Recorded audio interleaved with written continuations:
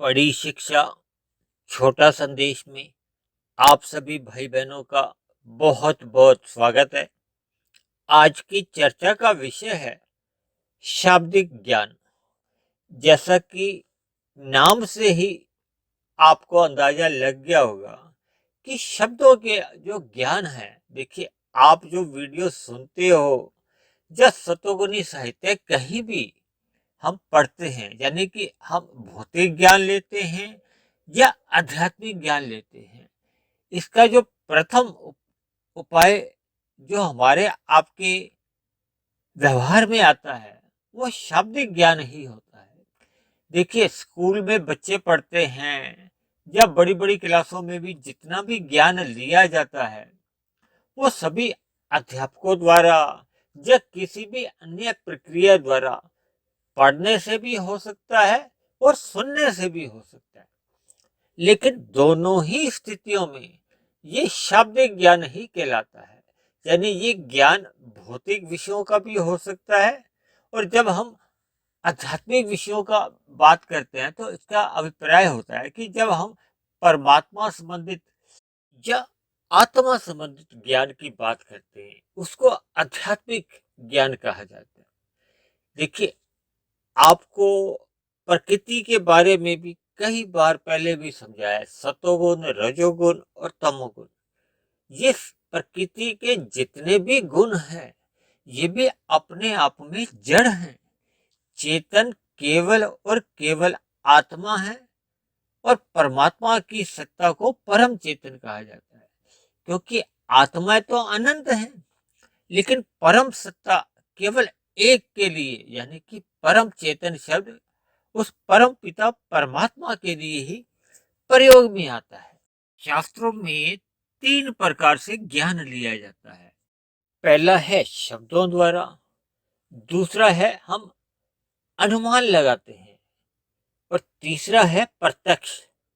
देखिए, आरंभ में हम जितना भी ज्ञान लेते हैं, चाहे हम भौतिक ज्ञान है चाहे वो आध्यात्मिक ज्ञान है, ये दोनों ही ज्ञान शब्दों द्वारा ही लिया जाता है या दिया भी जाता है। देखिए, अध्यापक हमें ज्ञान देते हैं, पुस्तकें भी हमें ज्ञान देती हैं, ये जो आप YouTube पे वीडियो भी सुनते हो इससे भी आपको ज्ञान मिलता है। तो ये सारा शब्दों का एक ज्ञान माना जाता है। देखिए, शब्द किसका गुण है? आकाश का। देखिए, पांच भूत बताए गए ना, पृथ्वी, जल, अग्नि, वायु, आकाश। और हमारे पांच विषय हैं गंध, रस, रूप, स्पर्श और शब्द। इन्हीं पांच विषयों द्वारा ही हम ज्ञान लेते हैं, यानी कि सुख लेते हैं, या किसी भी शब्दों से आप समझ सकते हैं। दूसरी बात, ये जो गंध, रस, रूप, स्पर्श और शब्द, ये जो पांच हमारे विषय हैं, इनको सूक्ष्म भूत भी कहा जाता है। यानी कि ये जो हमारे स्थूल भूत है, पृथ्वी, जल, अग्नि, वायु, आकाश, इनका कारण होते हैं। इन्हीं के कारण ही ये स्थूल भूत बनते हैं, क्योंकि ये सभी जड़ माने जाते हैं, क्योंकि प्रकृति अपने आप में ही जड़ है। इसलिए हम ये जो शब्दों द्वारा जितना भी ज्ञान लेते हैं ये भी एक जड़ ही है। देखिए, पुस्तकों से आप जितनी भी जानकारी लेते हो वो भी तो अपने आप में एक शब्द जड़ ही माने जाते हैं ना, उनमें कोई चेतन शक्ति तो नहीं। इसी तरह जब भी हम कुछ सुनते हैं तो वो भी हमारे जो सुनने वाली जो गोलक है वो भी जड़ ही है। यानी कि शब्दों द्वारा हम जितना भी ज्ञान लेते हैं या देते भी हैं तो वो सारा शाब्दिक ज्ञान जड़ ही माना जाता है। अब हम बात करते हैं लिए हुए ज्ञान पे चिंतन की, मनन की, जिसको अभी हमने अनुमान का है। देखिए, शास्त्रों में तीन ही प्रकार से ज्ञान लिया जाता है ना।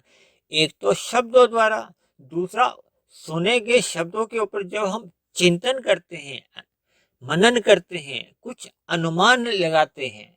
देखिए, आप हमारी वीडियो सुनते हो जब सतोगुनी साहित्य पढ़ते हो, आप गीता पढ़ते हो, वेद पढ़ते हो, उपनिषद पढ़ते हो, या किसी भी तरह का सतोगुनी साहित्य जब आप पढ़ते हैं तो फिर उस पर कुछ आप विचार करते हैं। ये जो विचार करने वाली जो शक्ति है ना, ये चेतन शक्ति ही होती है, ये जड़ शक्ति नहीं है। देखिए, शब्दों द्वारा जो भी ज्ञान है वो अपने आप में जड़ है, और जब हम उस जड़ ज्ञान को जब हम मनन में लेते हैं, अनुमान में लेते हैं, चिंतन में लेते हैं, तो वो चेतन शक्ति द्वारा लिया जाता है। और इसी तरह जो एक हमारा तीसरा है प्रत्यक्ष ज्ञान या अनुभव ज्ञान। देखिए, हम कुछ भी ज्ञान लेते हैं, फिर उस पे चिंतन या मनन करते हैं, वो अनुमान है। और जब हम उस लिए हुए ज्ञान का मनन करते हैं, फिर प्रत्यक्ष हो जाता है, यानी हमारे अनुभव में आ जाता है, तो फिर हमारा विश्वास एक पूरी तरह से 100% उस शाब्दिक ज्ञान पे हो जाता है। संसार में तो प्राय ऐसा देखा जाता है कि भौतिक ज्ञान में तो हमारे ये शाब्दिक ज्ञान भी आ जाता है, अनुमान ज्ञान भी आ जाता है, और प्रत्यक्ष ज्ञान भी आ जाता है। लेकिन आध्यात्मिक विषयों पर अक्सर मनुष्य केवल शाब्दिक ज्ञान तक ही उलझा रहता है, उससे आगे बढ़ नहीं पाता। इसीलिए परमात्मा का आनंद जो उसे मिलना चाहिए मनुष्य योनि में, उस आनंद से मनुष्य वंचित रहता है। देखिए, इसका मुख्य कारण क्या है? हम अक्सर भौतिक ज्ञान लेते समय तो श्रद्धा पूर्वक लेते हैं। देखिए, हमारा मन होता है कि हमने भौतिक विषयों का पूरा ज्ञान लेना है, ताकि हमें भविष्य में एक अच्छी नौकरी मिले, या हम एक बड़ा व्यवसाय चला सके जिससे हमें अधिक से अधिक धन मिले, और उस कमाए गए धन से हम अपने भोगों की प्राप्ति कर सके, यानी कि भोग्य विषयों को हम भोग सकें। इसलिए उसका भौतिक ज्ञान लेने में तो श्रद्धा बनी रहती है। लेकिन अक्सर आध्यात्मिक ज्ञान लेते समय, चाहे वो सतोगुनी साहित्य आप पढ़ रहे हैं चाहे सुन रहे हैं, मनुष्य अक्सर ऐसे ज्ञान को लोभ से, भय से, दूसरे शब्दों में आप यूं भी समझ सकते हो कि आध्यात्मिक ज्ञान को वो अधिक महत्व देता नहीं है, एक सामान्य दृष्टिकोण से उसको लेता है, यानी कि उसमें एक जिज्ञासा या श्रद्धा देखी नहीं जाती। जिसके फलस्वरूप क्या है कि हम जितना भी ज्ञान पढ़ते हैं या सुनते हैं, फिर उसका मनन नहीं हो पाता। देखिए, जब हम एक ज्ञान को श्रद्धा पूर्वक हमने लिया ही नहीं है, देखिए मनन तो तभी होगा ना। आज की तारीख में अगर आपने एक श्रद्धा पूर्वक ज्ञान को सुना था, तो फिर वो आपके दिमाग में रहेगा, फिर उसका आप चिंतन कर सकते हो, मनन कर सकते हो, यानी कि कुछ दिए गए तर्कों पर आप अपना अनुमान लगा सकते हो। अपनी विवेक शक्ति को जगाने से आप उन तथ्यों पर एक विश्लेषण कर सकते हो। हालांकि ये बात तो एक भौतिक ज्ञान पे भी लागू होती है। हम अपने बच्चों को कहते हैं कि स्कूल में मन लगा के पढ़ा करो, इसीलिए कि आप उस पर फिर चिंतन करोगे, तो फिर वो आपके दिमाग में अच्छी तरह ज्ञान बैठ जाता है, तभी आपके परीक्षा में अच्छे अंक आते हैं, और आपका एक भौतिक भविष्य भी उज्जवल होने लगता है। और यही बात देखिए, सिद्धांत तो वही है। आप आध्यात्मिक ज्ञान लेते समय अगर आप में श्रद्धा नहीं है, तो फिर लिए गए ज्ञान को आप मनन में ले ही नहीं सकते। अब हम बात करते हैं कि अगर आपने श्रद्धा पूर्वक, जिज्ञासा पूर्वक, यानी उस ज्ञान को ले भी लिया, लेकिन अगर उसके एक समय सीमा में आप उस लिए गए ज्ञान का मनन नहीं करते, चिंतन नहीं करते, तो फिर वो आपका जो लिया हुआ श्रद्धा पूर्वक ज्ञान भी है, वो भी एक समय सीमा के बाद धुंधला पड़ने लगता है, यानी कमजोर होने लगता है। और एक ऐसी सीमा भी आती है जब वो लिया गया श्रद्धापूर्वक ज्ञान भी उड़ जाता है, समाप्त हो जाता है।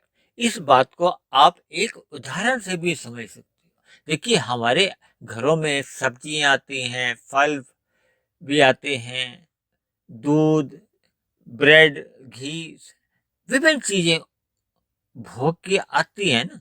तो इन सभी वस्तुओं की एक एक्सपायरी डेट होती है कि इतने इतने दिनों में अगर आप इसको इस्तेमाल में ले लेते हो तो ये आपको लाभ देंगी। एक समय सीमा के बाद वो आपको उतना लाभ नहीं देंगी, या एक समय सीमा के बाद उनका उपयोग भी वर्जित माना जाता है, यानी वो खराब हो जाती हैं, समाप्त हो जाती हैं। एक ही बात है। इसी तरह हमने अपने जीवन में श्रद्धा पूर्वक सत्संग कर भी लिया, यानी कि शाब्दिक ज्ञान ले भी लिया, लेकिन अगर उस पर एक समय सीमा में हम मनन नहीं करते या चिंतन में नहीं लेते तो फिर हमारा वो ज्ञान भी धीरे धीरे उड़ जाता है। या दूसरे शब्दों में आप यूं भी समझ सकते हो कि आपका श्रद्धा पूर्वक लिया गया ज्ञान भी उतना असर नहीं दिखाता। तो फिर उस पे आप चिंतन और मनन और जो आगे प्रत्यक्ष या अनुभव वाली बात है तो फिर वो दूर की बात हो जाती है ना। इसलिए मैंने अक्सर श्रद्धा पूर्वक शाब्दिक ज्ञान को लेना भी 1% की सफलता माना है। यदि आप उस श्रद्धा पूर्वक लिए हुए ज्ञान पर चिंतन करते हैं, मनन करते हैं, तो इसको आप 10% की सफलता मानो।